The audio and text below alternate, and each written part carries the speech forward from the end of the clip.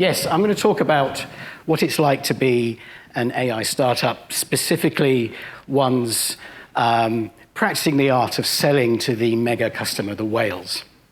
I want to look at some of the benefits and challenges of doing so, and I want to look at some of the pitfalls and show you some examples as well.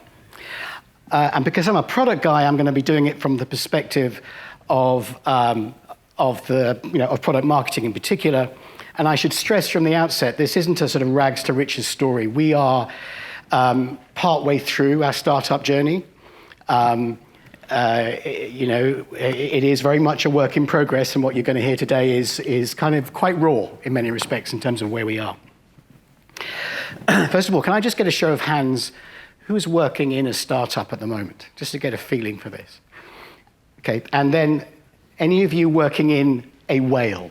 Okay, so a large mega corporation. Cool, okay, thank you. So, we got a bit of an intro to SeeChange, but let me just complete that picture a bit. We started inside a team developing the Arm Insight platform, which is a tool for delivering AI solutions edge to cloud, and it was an incubation unit within Arm. In 2020, we became SeeChange. At that stage, it was a wholly owned Arm subsidiary. And in October 21, we spun out as an independent.